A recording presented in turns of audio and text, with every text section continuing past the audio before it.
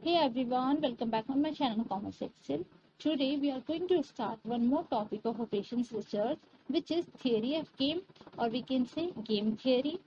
इस टॉपिक को हम दो पार्ट्स में कवर करेंगे. So this is the part first. Start. So game क्या है? It refers to a situation in which two or more players are competing. Game मतलब ये होता है ना, जहाँ पे दो दूसरे ज्यादा प्लेयर्स क्या कर रहे हैं, एक दूसरे से compete कर रहे हो. Game theory is a theory which is used to take decision when two or more than two participants involved under conditions of competition and conflicting interest. Okay, जहाँ पे डिसीजन लेना हो, कैसे हम डिसीजन लेंगे, कैसे कि मैनेजर डिसीजन लेगा जब उसे बहुत सारे कॉम्पिटिशन को फेस करना पड़ता है और जहाँ पे कंफ्लिक्टिंग इंटरेस्ट एग्जिस्ट करती है. ठीक है. सो गेम थियरी कैसे हेल्पफुल होती है मैनेजर के लिए, क्यों गेम थियरी के बारे में मैनेजर को पता होना चाहिए और क्यों हमें पढ़ रहे हैं, मैनेजर के लिए हेल्पफुल कैसे होती है. Basically what are the consequences of the interplay of each combination of strategies of both the players. क्या कंसीक्वेंसेस हो सकते हैं जो भी हमारे पास स्ट्रैटेजीज हैं, जितने भी प्लेयर्स हैं उनके पास, तो अगर वो स्ट्रैटेजीज ले तो उसके क्या क्या कंसीक्वेंसेस हो सकते हैं, ये मैनेजर को पता चलता है. इज देयर वन और more than one strategy for each of the players that is clearly the best one two play in the given situation. क्या इन स्ट्रैटेजीज में से वन और वन से ज्यादा बेस्ट स्ट्रैटेजी है ऐसी कोई जो कि एक गिवन सिचुएशन में परफेक्ट रहे. If there is no clear cut strategy for each, अगर दोनों के लिए और दो से ज्यादा जितने भी कॉम्पिटिटर्स हैं गेम में, जो भी कंपटीशन, जो भी मार्केट के अकॉर्डिंग हम बात करें, तो अगर किसी के पास क्लियर कट स्ट्रैटेजी नहीं है तो कौन से कॉम्बिनेशन ऑफ स्ट्रैटेजी लेनी चाहिए बाय ईच वन एक्सेट्रा. ये सब क्या होता है, हेल्पफुल होता है मैनेजर को स्ट्रैटेजीज चूज करने में. गेम थ्योरी क्या करती है, हेल्प करती है मैनेजर की कि किस तरह की स्ट्रैटेजी ले ताकि उसका जो गेन है वो मैक्सिमम हो सके या फिर उसका लॉस मिनिमम हो सके. गेम थ्योरी इस तरीके से मैनेजर को हेल्प करती है. ओके, तो आपका ये घूम फिर के एक ही बात कह रहा है, जो मेन है इसका फोकस गेम थियरी का, ये क्या करता है, मैनेजर को हेल्प करता है उसकी स्ट्रैटेजीज को चूज करने में. अगर उसके पास गिवन है उसकी स्ट्रैटेजीज प्लस उसके कॉम्पिटिटर्स की स्ट्रैटेजीज भी. ठीक है, उसको उसकी कॉम्पिटिटर्स के पास कितनी स्ट्रैटेजीज है वो भी पता है और उसके पास कौन कौन सी स्ट्रैटेजी अवेलेबल है वो भी पता है. लेकिन वो कौन सी स्ट्रैटेजीज अवेल करे, कौन सी स्ट्रैटेजी चूज करे, यही गेम थियरी में हमें पढ़ना है कि कैसे करते हैं और मैनेजर के लिए कैसे हेल्पफुल है. Clear? The main objective of this theory of games is to determine the rules of rational behavior in terms of game situations in which the outcomes are dependent on actions of the interdependent players. जो आपस में dependent होते हैं players, उनकी action पे depend करता है कि क्या एक्शन और क्या स्ट्रैटेजी लेनी चाहिए दूसरे को. अब बात करते हैं गेम मॉडल की, टाइप्स ऑफ गेम मॉडल. सी, हमारे पास तीन तरीके के गेम मॉडल होते हैं. First is on the basis of number of players in the game, कितने प्लेयर्स गेम में हैं. जैसे हम बात करते हैं कितने कॉम्पिटिटर्स हैं एक फॉर्म की. Then on the basis of sum of gains and losses is in a game. Then the third on the basis of strategies in a game, कितनी स्ट्रैटेजीज हैं फॉर्म के पास. अब ये फर्दर इनके क्लासिफिकेशंस है. अगर मैं बात करूं on the basis of number of players in a game, एक गेम में कितने प्लेयर्स होंगे, तो 2 पर्सन गेम, 2 पर्सन जिसमें सिर्फ दो ही इन्वॉल्व हो वो हो सकता है, उसे हम कहते हैं 2 पर्सन गेम. और जहाँ पे दो से ज्यादा प्लेयर्स इन्वॉल्व हो उसे कहते हैं हम N person game. Then on the basis sum of gains and losses in a game, तो हमारा फर्स्ट इसमें जीरो सम गेम और we can say constant sum game. इसका मतलब क्या है कि जब एक का गेन प्लस दूसरे का लॉस दोनों को मिला के अगर जीरो आएगा तो उसे हम कहते हैं zero sum game. For example, आप और आपके फ्रेंड, ठीक है, आपने कोई गेम खेली, लेट्स से लूडो. ठीक है, आप लोग लूडो आजकल तो बहुत ही खेल रहे होंगे, तो आप लोग लूडो खेल रहे, तो आप लोगों ने एक एग्रीमेंट किया और आपने कहा कि जो लूजर होगा वो विनर को 500 रुपीज देगा. तो यहाँ क्या हो रहा है, लूजर के पास से माइनस हो रहा है 500 और विनर के पास प्लस हो रहा है 500. तो इन दोनों का सम कितना हुआ 0। तो ये होता है हमारा जीरो सम गेम, कि अल्टीमेटली जो रिजल्ट आएगी वो कितना होगा 0।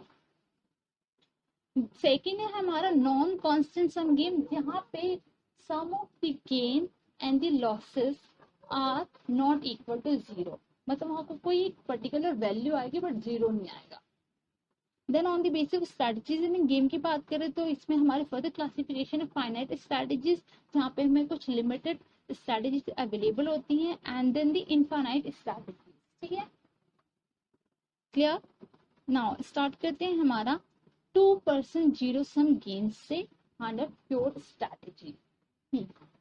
2% समझ आ गया, जहाँ पे सिर्फ 2% से इन्वॉल्व हो। जीरो सम गेम जहाँ पे एक का लॉस दूसरे के गेन के इक्वल हो। अब प्योर स्ट्रैटेजी का मतलब क्या होता है ये समझो। प्योर स्ट्रैटेजी का मतलब होता है कि जितनी भी स्ट्रैटेजीज 2% की बात हो रही है, यहाँ पे 2% का बात कर रहे हैं हम, 2% की गेम की, तो इसका मतलब 2% अभी इन्वॉल्व होंगे।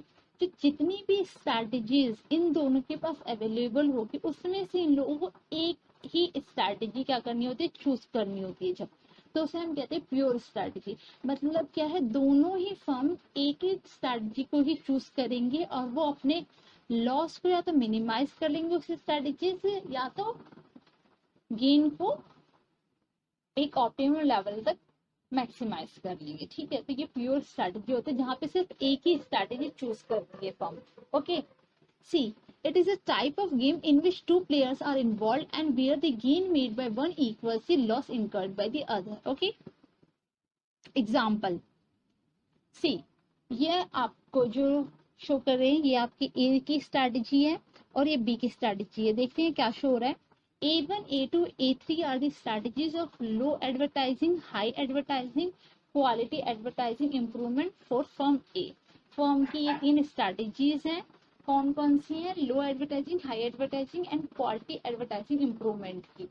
और B1, B2 एंड B3 क्या शो करिए, स्ट्रैटेजी शो करिए फॉर्म बी की for low advertising, high advertising and quality advertising.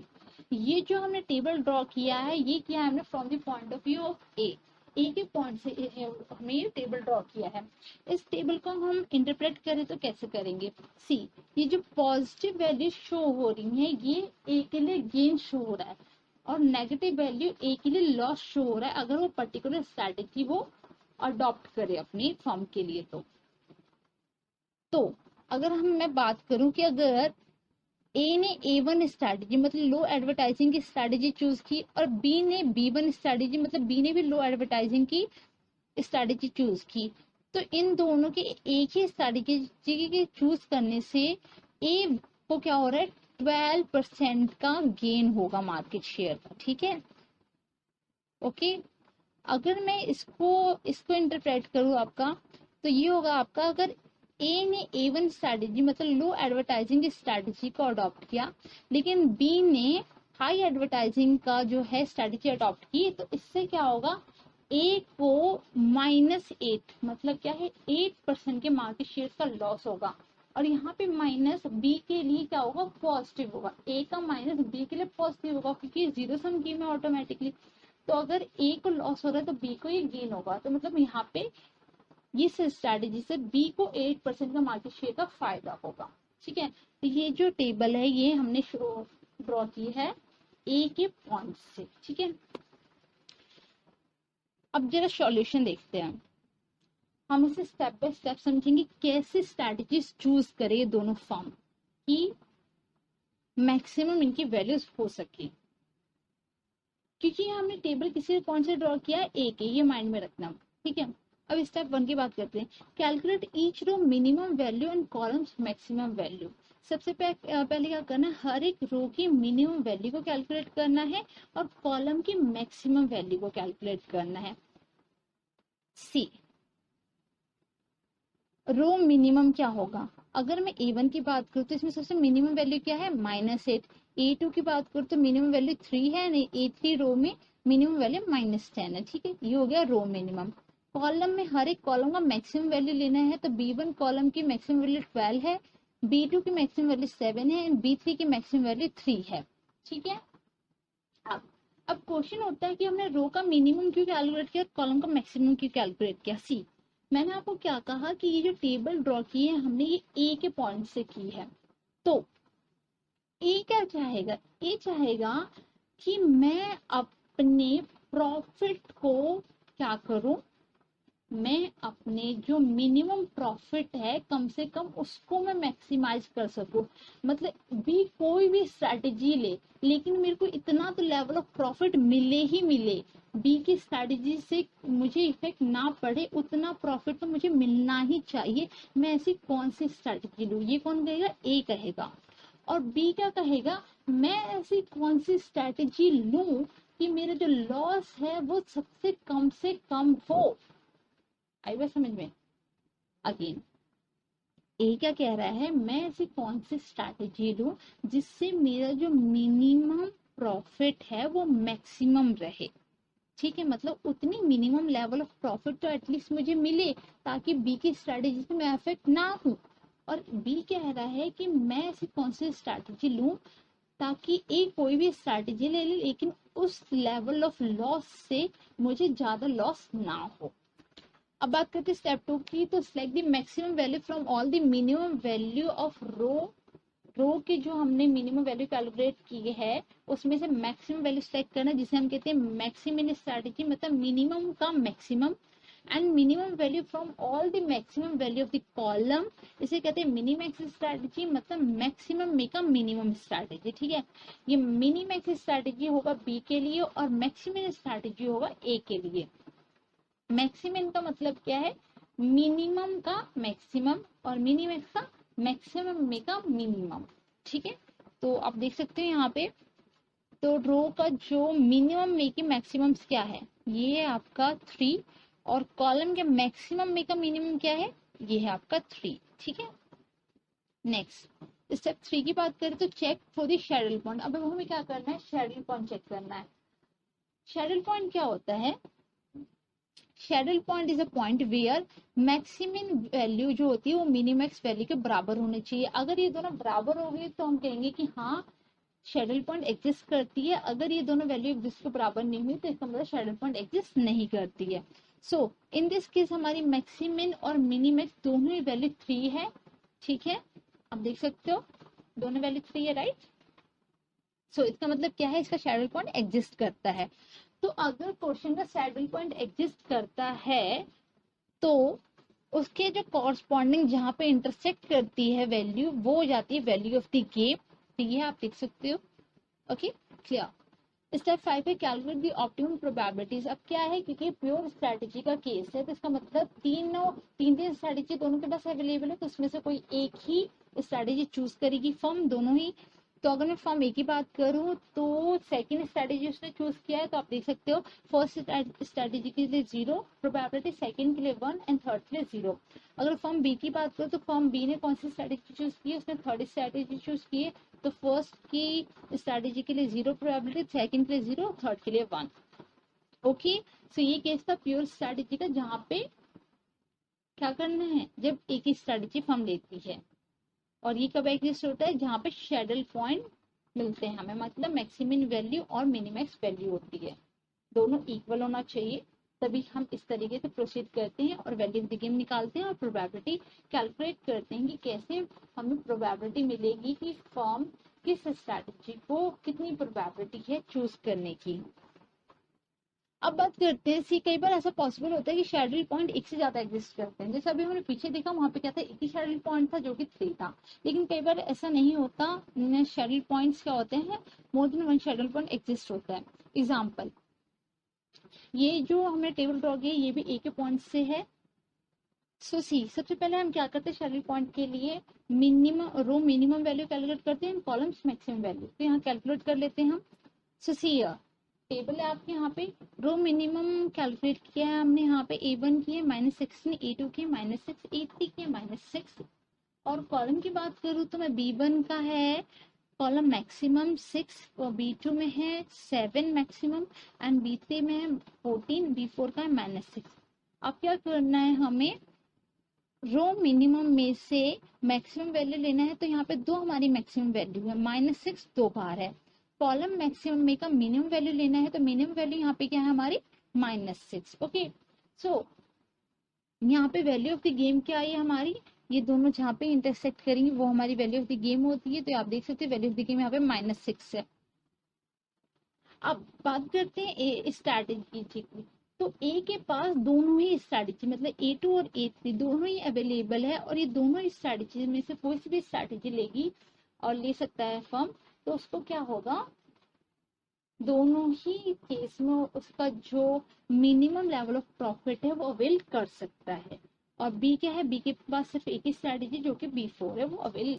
अब एक क्वेश्चन और, वैल्यू ऑफ द गेम क्या शो कर रही है सी, क्योंकि ये क्या है, ये शो हो रहा है, ये टेबल जो शो की है हमने ये ए के पॉइंट्स है, तो यहाँ पे वैल्यू ऑफ द गेम अभी -6 है। इसका मतलब क्या है कि जो ए की जो स्ट्रैटेजी है वो स्ट्रैटेजी शो कर रही है कि ए को नेट लॉस होगा 6 पॉइंट्स का, ठीक है, और इक्विवेलेंट प्रॉफिट होगा वो बी को, मतलब 6 पॉइंट्स का प्रॉफिट हो जाएगा बी को और 6 पॉइंट्स का लॉस होगा ए को।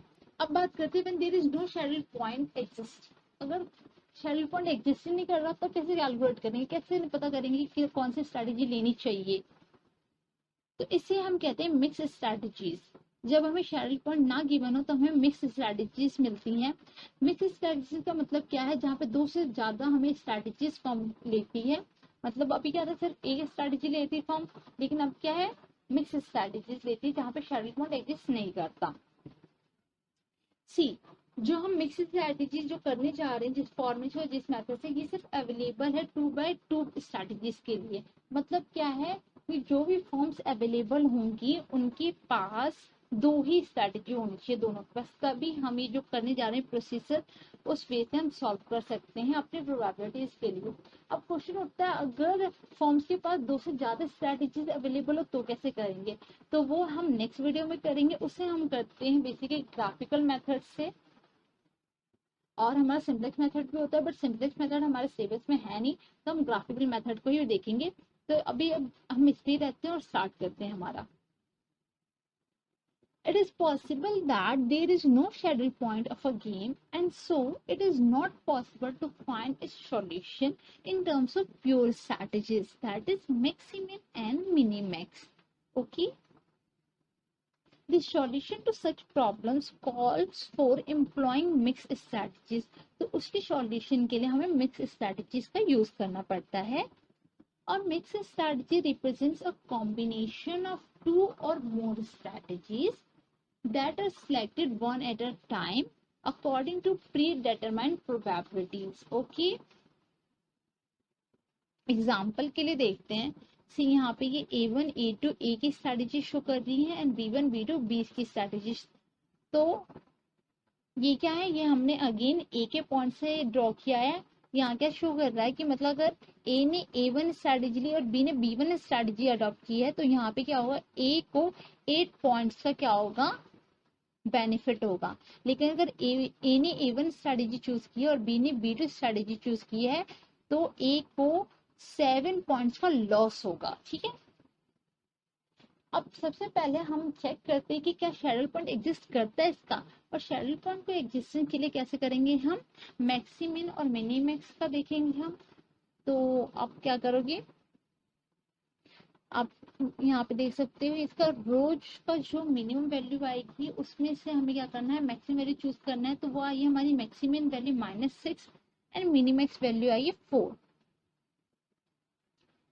सेम जैसे पीछे किया था ना वैसे ही करना है। तो क्या -6 -4 के इक्वल है, मतलब मैक्सिमम वैल्यू मिनिमैक्स वैल्यू के इक्वल है, नहीं। इसका मतलब क्या है, there is no saddle point. Okay, तो शेड्यूल पॉइंट नहीं है तो आगे प्रोसीड भी नहीं कर सकते हैं। नहीं, हम कर सकते हैं, कैसे करेंगे वही देखते हैं हम।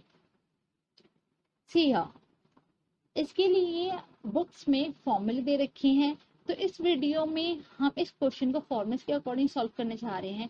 बट इस क्वेश्चन को हम एक और मेथड से भी करते हैं, उसे हम कहते हैं ऑडमेंट्स के लिए। वो बहुत ज्यादा रिलेटिवली मुझे इससे तो इजी ही लगता है, बट क्योंकि बुक्स में फॉर्मूले के मेथड से सॉल्व करना है तो पहले हम फॉर्मूले देखेंगे और उससे करेंगे।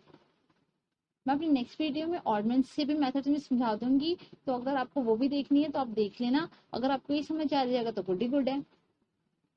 तो सी A1 को चूज करने की क्या प्रोबेबिलिटी है, ये कैलकुलेट करने के लिए फॉर्मूला गिवन है आपको। हियर इज इट, बॉक्स में आप देख सकते हो। A1 स्ट्रैटेजी चूज करने की फॉर्मूला है आपका A22 minus A21 divided bracket A11 plus A22 bracket close minus bracket A12 plus A21 bracket close. Okay, so see ये हमारा क्वेश्चन है। अगर मुझे कैलकुलेट करना है कि A1 स्ट्रैटेजी अडॉप्ट करेगा, इसकी क्या प्रोबेबिलिटी है, तो कैसे कैलकुलेट करूंगी मैं। A1 is equal to A22, यहाँ पे कितना है आपका 4, ठीक है, माइनस करूंगी A21 को, तो A21 कितना है मेरा यहाँ पे -6, तो यहाँ पे मैंने शो किया है, देख सकते हो आपने लिखा है मैंने -6 ब्रैकेट में, डिवाइड किया है हमने इसको ब्रैकेट 8 प्लस 4, मतलब A11 कितना है हमारा 8 प्लस किया है 4 जो कि हमारा A22 माइनस A12 कितना है -7 प्लस क्या है A21 कितना है -6, ठीक है। सो इन दिस वे हमारा कितना आ गया, A1 की चूज करने की प्रोबेबिलिटी आई है 2/5। ओके, 2/5 क्या है, A1 की चूज करने की प्रोबेबिलिटी। तो जब इसके पास A के पास कितनी स्ट्रेटेजी अवेलेबल है, ओनली 2, मतलब A1 और A2। तो अगर A1 की प्रोबेबिलिटी आपको पता चल चुकी है, तो क्या आप A2 की कैलकुलेट नहीं कर सकते, ऑफ कोर्स कर सकते हो। बता दो कितनी है, 3/5। तो इस तरीके से A1 की आपको फॉर्मूला दे रखा है और A1 का आ जाता है, तो आप A2 की भी कैलकुलेट कर सकते हो। अब बात करते हैं कि B के पास कितनी प्रोबेबिलिटी है कि अगर वो B1 स्ट्रेटेजी चूज करे, तो इसके भी फॉर्मूला आपको गिवन है आपके बुक में, आप ये देख सकते हो। B1 is equal to A22 minus A12 divided bracket A11 plus A22 bracket close minus bracket A12 plus A21 bracket close. So here is it, हमने यहाँ पे पुट कर दी इनकी वैल्यूज यहाँ से टेबल से लेके। तो B1 की प्रोबेबिलिटी है 11/25, मतलब B जो है B1 स्ट्रेटेजी अडॉप्ट करेगा, इसकी प्रोबेबिलिटी ये है 11/25। तो B2 की कितनी रह जाएगी रिमेनिंग, 14/25, राइट। ओके, देन अब बात करते हैं कि इस केस में वैल्यू ऑफ द गेम कैसे कैलकुलेट करेंगे। तो वैल्यू ऑफ द गेम की कैलकुलेशन के लिए भी आपको फॉर्मूला गिवन है, आप यहाँ देख सकते हो बॉक्स में।